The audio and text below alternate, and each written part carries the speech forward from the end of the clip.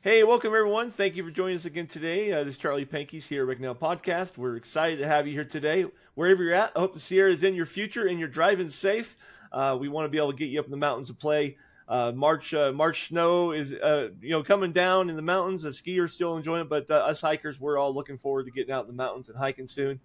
And today, I got to be a little honest with you. You're going to want to stick around. I'm not a history buff at all, but maybe I should be because we're going to be talking about something really historic today, but also in a part of the country that I absolutely adore and love in Bridgeport, California. I have the new owners of the Bodie Hotel in Bridgeport, California on the line today. Got Jeff and Jo Hebert, I said say their last name right, who have recently purchased the hotel, the historic hotel there in Bridgeport. We're going to be talking about all things Bridgeport and the story behind the hotel and some of the things you can expect if you're traveling 395 in the Bridgeport area this year. So, Jeff and Jo, thanks for joining us. How you doing today? We're doing great. Thank you. Very good. Well, it's glad to hear you guys are part of the community now. I love Bridgeport down there. What brought you guys looking at Bridgeport area in life? I started a really good friend of mine, and took me with his family camping when I was 16. They've been going to June Lake forever, and so they brought me along. I had never been up in that area. I'd never even been past probably like Lancaster. I'd never even been to Mammoth or anything like that. Went up there that one year. Went again when we were 17. And then Jo and I have been together since we were like 19, 20. So we went up there immediately once we had our son at 20 years old, and we just started going. And we have a daughter as well. They're 30 and 20, but we never missed a season. That was our vacation. The Eastern Sierra was your season. Very good. I started going to Bridgeport 17 years ago when I moved the Sierra myself from Iowa of all places back here. But Bridgeport is an area that I visit all the time because I love hiking Hoover Wilderness. I love Twin Lakes area. One of my favorite fall hikes is out of Bridgeport. There's so many things we can talk about. I just wondered if you could maybe kind of open up. The Bodie Hotel has had some different names and it has some history to it. Would you like to maybe share kind of a little bit about what you know about the hotel or what people have come to know in the hotel about forward? Right. So you said you want to go, or do you want us to? No, go ahead. I want you to tell the story. Okay. Yeah. Well, first we didn't know much about it. We kind of were looking at the Bridgeport area and how we could get involved in that area as we moved up the mountain. The 4th of July spectacular there, and we were just blown away. And we're like, how do we be here more often than our yearly vacation? And walked by and saw that there was a hotel for sale, and we're like, hey, maybe we could do this. Not thinking about so much the 5.5-hour drive that we would have to do back and forth from LA, but we'll figure that out. We're those kind of folks. But just the initial meeting of folks connected to the hotel, how much history it does have, rumored to have been moved over from Bodie, and the history not only there, but of people's stories when they realized that we had taken it over. Of course, we immediately started an Instagram to kind of show what we were doing with the hotel and the things we found, and just everyone's joy over seeing this hotel come back to kind of what it was. And there are a lot of stories, ghost stories, personal ghost stories that make it a very interesting place. Jo, I'm laughing real quick. We're talking about ghost stories. I don't know if you can see on your side, but you guys have that green screen behind you. Coming in and out, your head keeps coming in and out of the picture, which I'm sure some people are going to laugh a little bit because it makes you look like, hey, maybe she's a ghosty figure. But, that's what I knew about the Bodie Hotel is that the rumors are, at least, that it was once in Bodie, that they moved in the 1860s, I want to say. So 1880, it was built in Bodie, and in 1921, they moved it to Bridgeport. That's what it was. Okay, right that's what it was. I told you, I wasn't a history buff. Exactly. But, so, that's fascinating to think that they would move a building like that, and then it's been in the city for that long. It's had a couple different names, so people from long-term may know it from a different name. When did it change to the Bodie Hotel? Is there a name change recent on that, or? That's got to be decades. Yeah, decades. Okay. It was started the as the DeChambeau Hotel, which is the same family that owns the hotel, the major picture hotel that you see on all the Bodie park pictures. Yeah. And then the DeChambeau family sold it to the Dolan family, which is the same family of Sheriff Dolan that was shot down by Mono Lake. So you have two families very connected to the actual ghost town of Bodie. Yeah. And then the Dolans then sold it to to Beverly Jean. Beverly Jean Courtney was the owner that we bought it from her family. Bought it from her and family. she changed it to the Bodie Victorian Hotel. That was the proper name, and then we just dropped the Victorian and kept the Bodie. And then it was then the Bodie Hotel, and depending on which website you found, exactly, yeah, was the name you were going to find it by. But the history has continued with it, and we just love it. And when we bought it, there was no way we were going to change the name because we've seen it as such a staple of our drive there through 395 and through the town that we would never have changed. And honestly, we get a lot of people who are either they're there, they came from that day, or they're going the next day to Bodie. So it's synonymous, and it really works. And it's the only building that's from Bodie. There's a few homes back behind the courthouse that have been relocated from Bodie. Okay. I didn't know that. And it's funny, over the years, it's been this will be our 4th season that we've been open. But over the years, we get people that come in that just have so many stories about, my uncle worked here. When we met a fellow who his great grandfather was the head of the, was it the 20 mule team? Is that what it was called? So they moved it with mules. It was, and he was in charge of the 20 mule team that actually moved it from Bodie to Bridgeport. His grandfather. To actually meet a family, that's really fun. Yeah, and you mentioned the 4th of July. That's my favorite event in this year is what I call the Cowboy 4th of July in Bridgeport, right? No one does 4th of July this year even close to what they do down there. And I live next to Lake Tahoe, which everybody thinks is great, right? I go to Bridgeport every year. Usually it involves a day in Yosemite, me hiking and coming back down to Bridgeport for the evening. But the whole parade and all day long, the city events, the Cowboy Rodeo, such a great thing to do there in town. When we're talking about ghost towns, there's Bodie, and then there's actually just an exceptional 4x4 road that goes up to the Masonic ghost town, also right there in town. A lot of people don't know that one exists there. So I imagine you guys being the center of the kind of the ghost town tour of the Eastern Sierra, if you will, and your history, that's got to be really fun for visitors to stop and enjoy the hotel. Yes, and when they hear about it, and my husband has actually driven people out there himself. I'll take them out to Masonic or to Chipmunk, which is on the way up there. I'll take them personally because I love it. They love the history. There's not. I mean, there's not a lot of places like this, and I think we're spoiled because we've been up there so often and so many times. But we get people who've never even experienced anything close to something as historic as that. I have a friend in town. He likes to. There's a road that goes between those two back there. There's a back route that you can get the Bodie. Right. Yes. I haven't done that road yet. He tells you got to do that road. It's really a fun drive. And I go, okay, someday. And it always changes with the year. One year, if it's too much snow, you're not going to make it the next fall. And then sometimes it's totally accessible. That's another fun part of being about up there is just the weather and the change in terrain and scenery all the time. Absolutely. Now, I've never stayed in your hotel, so you have to forgive me a little bit because I'm going to have to change that. But so tell me a little bit about what a guest would experience if they book a room at Bodie for the weekend, or they're traveling through on 395, which a lot of people do. What can they expect? It's an older hotel, Victorian style. I'm assuming a little bit. I'm assuming it's been remodeled a little bit. I mean, kind of give me some insights of what you expect as a guest. Well, remodeled in the 60s or 70s to give every room their own bathroom. So originally it was 13 rooms and shared bathrooms at the end of the hall. There, it was kind of that shotgun style building with the 2 doors, and you walked all the way down the hall. The check-in was underneath the stairs. The check-in desk is right in the front now. There is a little lobby area and a saloon where we have coffee and things in the morning. There's we just got a player piano, so that's a new addition that'll be there for this next coming summer. But there is an antique pump organ that's been in the hotel for many years. Wow.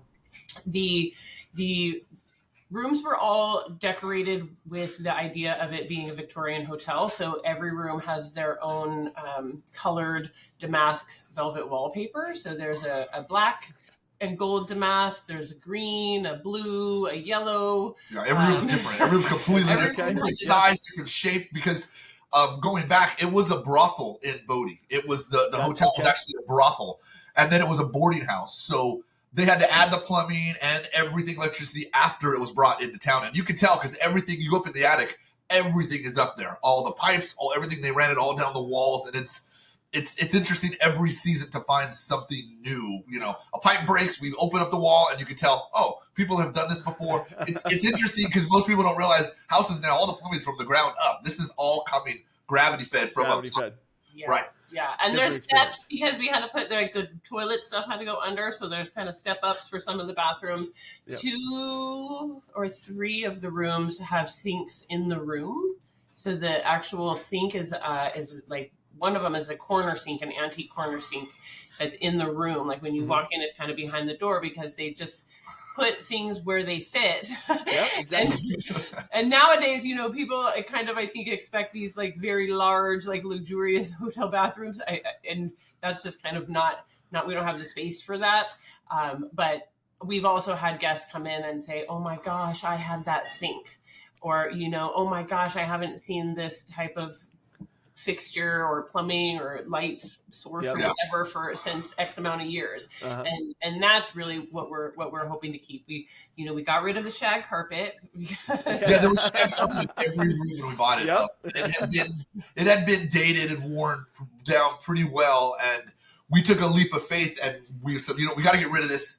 We ripped up, we pulled the shag up, and it was there was linoleum, and there was 3 layers of linoleum on top of the original wood floor. So now when you come and stay, it's the original wood floors are in the hotel. Yes. There's a funny story. My wife and I came from Iowa. That was not where we were from, but we moved there. We bought a 100-year-old big house in Iowa, and same thing, green shag carpet, wallpaper on every wall. And so we started pulling up the carpet, found these pristine wood floors underneath. Under the bathroom were these little pearl tiles, that the individual pearl tiles. It was beautiful. It was like, why did they cover this stuff up? It was crazy. So, restoring all that was a lot of fun to go through that process. I bet you could have a ball doing that. So yeah, and we realize it's for warmth. I mean, that's another reason we don't stay open in the winter and the fall is there's no insulation really to speak of in the hotel. There's no room for it. The walls are, that's They're the wall. so thin. Yeah, the walls are thin, and that we can tell that's why they added the linoleum when it was in Bodie to just kind of, you've been to Bodie. There's newspaper on the walls in some of the rooms to kind of just keep it warm. That's part of the spectacle of why I wanted to have you guys on the show, though, because staying in places like this in the Sierra, because there are Virginia City, Nevada City, and Grass Valley have all of our small towns and on the Sierra have these old historic hotels. And there's something really special about staying at them, because I've stayed in a couple on the west side, is that you get to, it's not like you're going, like I said, to the Ritz-Carlton or even the, Wyatt newest hotel, right? You're there to experience something different, to have a different night's sleep, to experience different textures of quilts and wallpaper, like I said.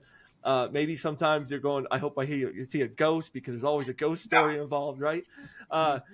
So there's a reason people do that. And I don't, my kids aren't little anymore, but I always thought I should have done that when they were little, is taken them to these hotels and go, it'd be a neat experience for you to experience that. That being said, I know the rooms are usually smaller. It's not really meant for, there's not going to be 2 queen-size beds in a room. Usually it's a small room, right? So actually, rooms are bigger than most hotels. They're pretty large, actually. Okay. Because we had to kind of cannibalize the rooms to make the bathrooms. We have 2 that have double queens. Okay. And the room 1 has a queen and a twin. We have room 5, which has a queen and 2 twins, which is very the families love that, because usually that's a great family room. Teenage siblings are really tired of having to share a queen bed. They get their own room, and they walk in and they're like, "Oh my gosh, I get my own bed." So that's after traveling all day on $3.95, they don't want to touch each other anymore, right? Yes, and honestly, staying at the hotel is really more like coming to stay at our house, because we live there as well. We're there on site. we're there. We're, it's owner operated, so it's like we a bed and are breakfast almost, but without that. We don't have there's no, we Not can't even do for ourselves. breakfast. We have, unless you're interested in microwave stuff or our air fryer. But we, we're there. We're the we are reception. We are the maids. We are the, promotions and PR. We're doing all of that, like most business owners in Bridgeport and in this area. And so when folks come, they're talking to us, they're hanging out with us, they're seeing us when they check in, when they're, coming in and out. We see them at the coffee pot in the morning, and, and let them know what's fun to do around. We also have a saloon common area where they can come and just unwind. A lot of people come and they'll plan their hiking trip for the next day or two. Yep. They'll just come, go get food somewhere and bring it in there. We have a big liquor cabinet with free liquor. People, they'll mix a drink in there, and it's really nice. It is like, it's a different experience than any other hotel in the city. All the rest are, motels. You walk up, get your key, and then go drive to your room. Yep, that's it. That's the last time you're going to see a worker. We're there all the time, and we really enjoy hanging out. That's awesome. Let's do this. We're right halfway through the show. I told you it's going to go fast. So let's do this real quick. Let's break off now and talk about why people come to Bridgeport. And then maybe share some insights, like where's the best food? Like, I have my personal best food in town, but you guys maybe share some things too. And then we'll come back to a little bit more of why people might stay there for future adventures. So let me start with this. Like, I love coming to Bridgeport to hike. That's kind of my game. But I know fishing season's coming up. Yep. So fishing season kicks off in April. It's a big time at Twin Lakes, the Bridgeport Reservoir. All the lakes around there have things. What is like your biggest season for people to come to Bridgeport? Is it fishing season? Is it summer travel for hike? What is the typical traveler? It's funny because I originally thought it was going to be all fishermen all the time. We almost dedicated a little room upstairs, a common area, to like a cleaning station for fishermen.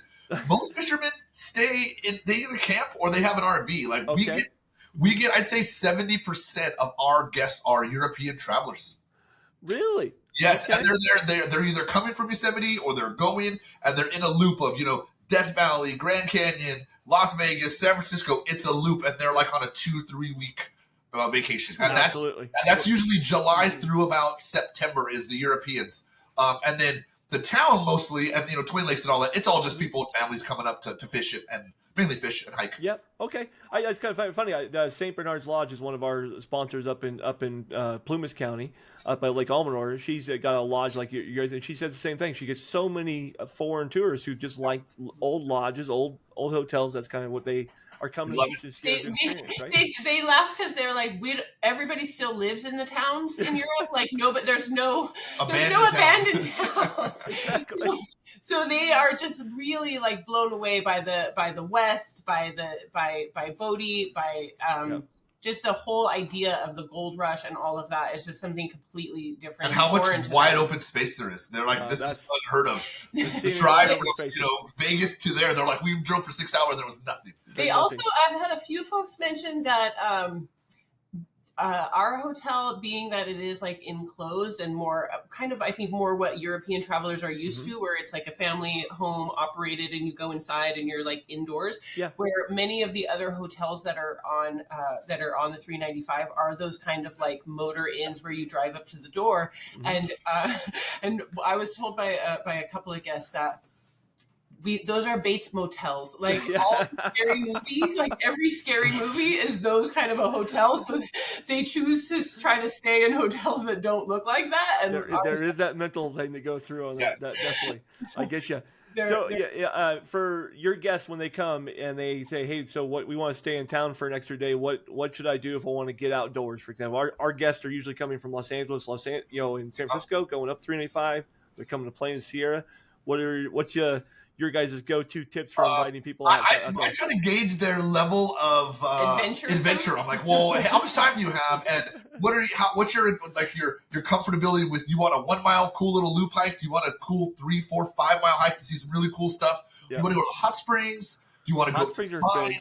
Yes, Travertine is right. I mean, you can pretty much walk there, and then we got what's the one called? Buckeye. Buckeye is awesome. Yep. So we'll send them there, and it's interesting. Some of them will make that little trek to Buckeye on the dirt road, and they come back and they are just blown away because they have nothing like that, usually in Europe where you can drive to and it's public and it's free and it's large. So that's a lot of times it's usually that kind of stuff. We'll send them out to Twin Lakes too, out to the Twin Lakes Resort for the music, and there's drinks and stuff out there.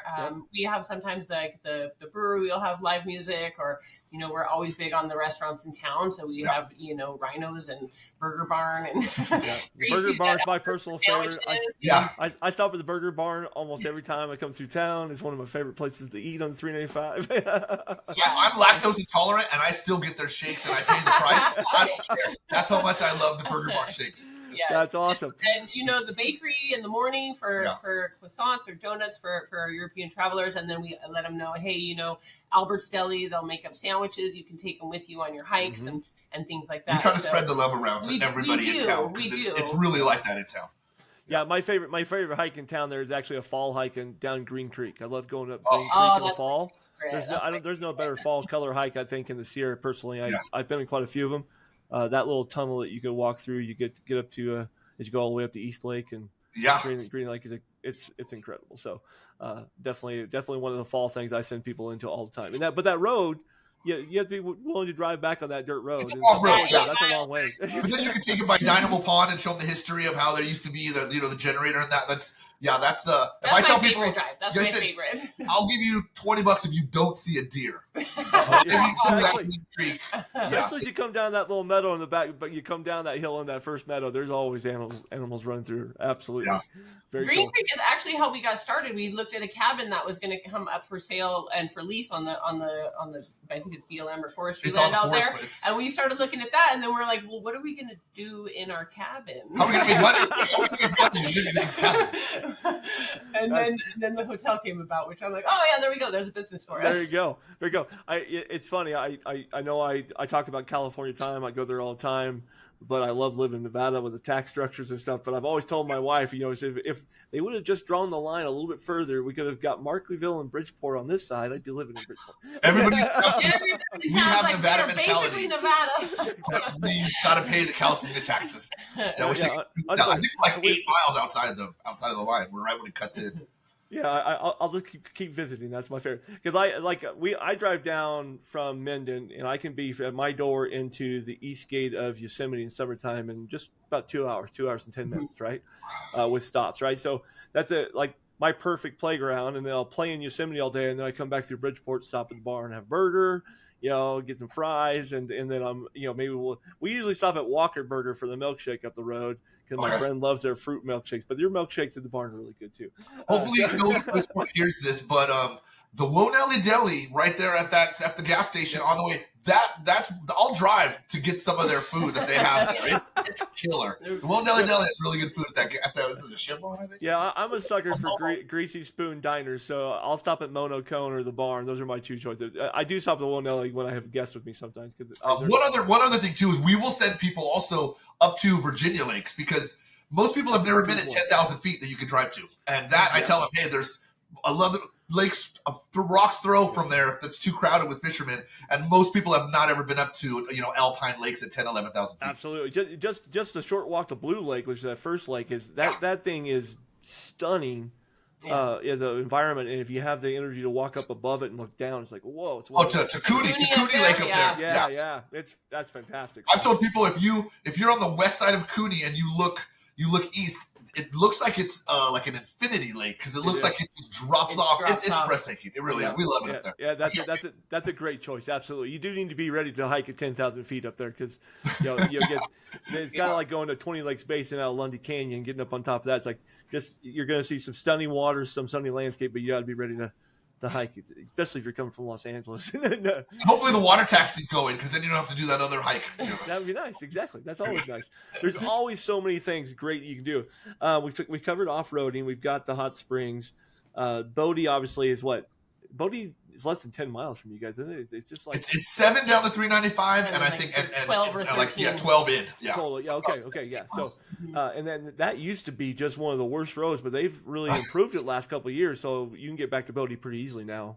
Yeah. Most days. So that's a fun. If you've never been to Bodie, I know if it's ever been on your checklist, do it. It's really quite cool to be able to walk up to these windows and look in and see the tables just as they used to. I mean, they literally just left everything in some of these buildings. It's pretty astounding. The schoolhouse is one of my favorite buildings I've ever walked in. It's an old building. It's a kind of a neat place to go. So that's really kind of fun. And it's Bridgeport, more like a ghost city. Like it's a ghost town does not give it like its proper due because there's just so many blocks of things to see. Well, you think it was like 10,000 people there or more, was it, when it was in its heyday? And they just got up and left. It seemed like overnight, for the most part, as soon as it was dried up. And that was kind of the way of the West back then. So the 4th of July, I want to get back to 4th of July real quick here. Okay? That, like I said, best show in town. There's a lot to do in the town of Bridgeport, right? Yeah. So walk people through if they've never been, like come for the summer and been to Bridgeport, besides staying and then going outdoors. And what would you do if you said, came 4th of July, you're going to be there for the weekend? What can people experience? Well, 4th of July, it's going to be shopping. There's a market, a little fair, crafts fair that goes on pretty much the whole weekend. Next to the courthouse. Next to the courthouse. So there's all different vendors of jerky and knives and quilts and Native American things and fireworks. And then the rodeo. Like you said, the rodeo is a huge draw because it's a legitimate rodeo. It's very fun. And I think most of them come from like Nevada. It's a lot of that from your area that come down. We all know how special you guys are down there. So there's 4th of July weekend. There's pie eating contest, grease pole. There's karaoke. There's just so many. There's things a fiddler. Happening. He fiddles right across the street from us. It is like nonstop activities all weekend long. But even if you're not able to come on 4th of July because like 5,000 people come to that area for that weekend. I mean, in town. There's a little museum. They print a walking tour that you can walk through town and see and kind of see what the different buildings are and the different history behind the buildings and walk around town. The original jail is always open. It's behind the courthouse, so people just love that to go in there and check out the old cells and go in that building itself. It's so cool and creepy in there, and especially in the summertime, it's nice and cold in there. It used to be the county seat. Is it still the county seat? Yes. It is. Okay. Very good. Yes, it is. And they actually still have court in the courthouse, I think, on Thursdays. In the original courthouse. In the original old courthouse, they have court there. But there's just so many fun, interesting things there. And they have an open mic night a couple of nights a week now. It's a memorial hall. Funny little side off the courthouse on Thursdays when they're open. You could actually, if you're lucky enough, you could see them walk the prisoners from the courthouse, from the jail behind it. They still make them wear the black and white stripes. Black and white stripes. Oh, really? Yes. Oh, see, that would be worth coming down to see. From their ankle. It's very nostalgic to see guys, legitimate, prisoners in the black and white getting walked to the courthouse. That's great. Now, of course, you're part of Mona County, so that encompasses the whole big area. I know there's a lot of 4x4 trails. People take out their ATVs out there and dirt roads and BLM land for as far as the eye can see out behind the property. So many things outdoor recreations can do in the area on 385. So it's really cool. Again, I haven't stayed at the hotel, guys, but I'm coming into our show, so I'm gonna just put it out. It's worth a stay. These old hotels that are found throughout the Sierra are just something you need to experience. So, yes, it's not the Hyatt. You're not going to get all the bells and whistles. But we don't have coffee machines in the room or cable TV in the rooms. No. It's a different experience, right? You're going for a different life. So it's really kind of a cool thing. So, Jeff and Jo, I want to thank you for that. Before you guys leave today, I've got a couple things I got to cover. I got a sponsor. I'm going to run a real quick video, and then I have 3 questions I want to ask you guys about life in Bridgeport and some of your plans, okay?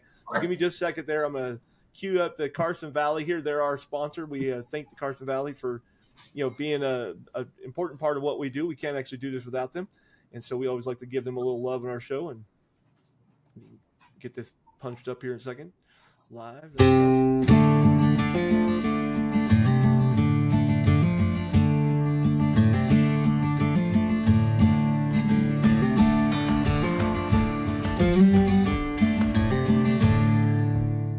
Yeah, so that Topaz Lake that's in that video, it's only about 20 minutes from you guys, actually. Drive down through Walker on 395. The canyon there's gorgeous. Whether you fish or hike or go off-roading, great place to be. So Jeff and Jo, I always end my show the same way. I know this went really fast, and we could talk a lot more about Bridgeport and the area, but we want to keep you and our guest on the right timeline. So here's our three questions. One, let's pretend your bags are packed. You can be from Southern California. You're coming up here, okay? Your bags are packed, and you get a weekend off from the hotel. You're going to go anywhere you want to camp or stay in the Sierra, play in the Sierra. Where are you going? Okay, you're staying at our hotel. And then from there, you're waking up around, like, you want to beat the crowd. You wake up around 6:37, go to Buckeye Hot Springs and take a dip because there'll be nobody there. Go to Buckeye Hot Springs, come back to the hotel, get ready, and you nailed it. I would do, if you have unlimited energy in this perfect world, I would do the Green Creek up to Green and Blue Lake hike 100%. And then afterwards, go to Virginia Lakes, go visit them at the little little cafe they have there, which is fantastic. You want to fish, throw a line in the water. Like you said, go to Blue Lake. You'll catch as many brooks as you can count. Yep.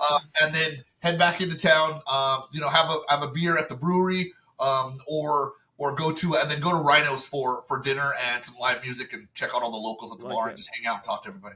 I'm going to just ask somebody to take notes for me. That's the itinerary right there for a perfect day in the Eastern Sierra. Perfect. It's a full day right there. I like that very much. Okay, second question. We're all gearheads in some part of life or another. When we go outdoors or play in the woods, what piece of gear do you never leave home without? It's like your go-to piece of gear.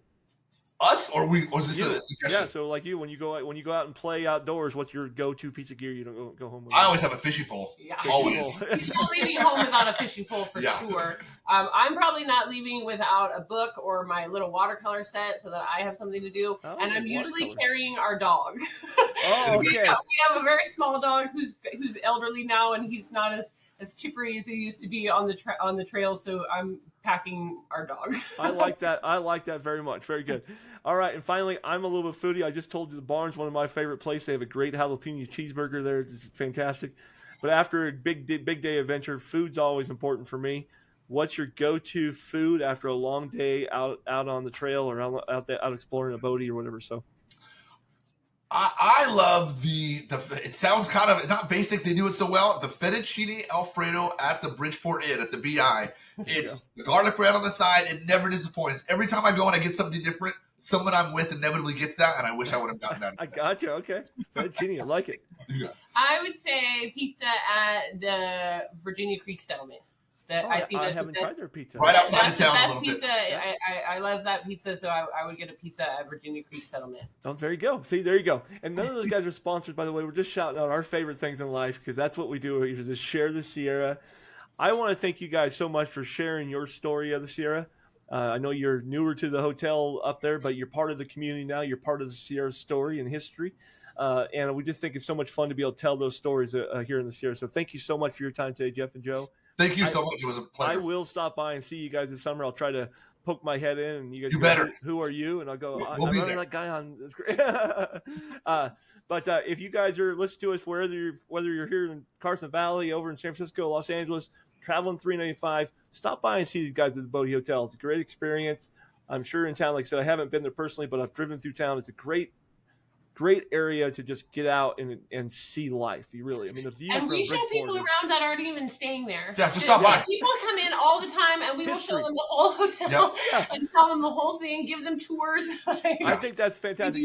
The history of this building and how long how much it's seen. I just love to be able to tell some of the stories that were in that hotel. That would be kind of cool. That's worth it. So wherever you're at, I hope you're driving safe. Thank you for joining us this week. If you're on YouTube, please like, share, and subscribe. It helps us a ton. We'd love to get that support. If you're on Spotify or Apple Podcast, give a shout out to friends. Tell them all about Sierra. We're telling Sierra stories here as authentic as we can. Hope you enjoyed today's show.